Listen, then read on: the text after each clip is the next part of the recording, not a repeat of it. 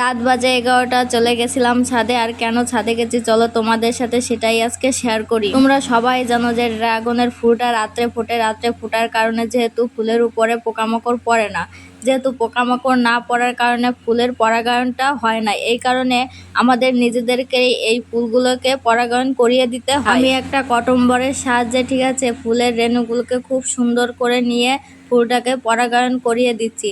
তোমরা যারা জানো না কিভাবে ড্রাগন ফুলের পরাগায়ন করতে হয় তারা অবশ্যই এই ভিডিওটা দেখবে।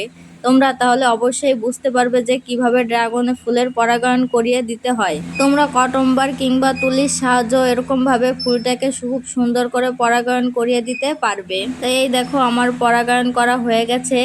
ফুলটা এত সুন্দর ফুটেছে। তো ফুলগুলো এত সুন্দর কেন ফুটে আমি এটাই বুঝি না। ড্রাগনের ফুলগুলো দেখতে এতটা সুন্দর, জাস্ট ওয়াও। আমি মাঝে মাঝে ড্রাগন ফুলগুলো দেখি আর প্রেমে পড়ে যাই। ঠিক আছে, আমার মতো কে কে আছে অবশ্যই কমেন্ট করে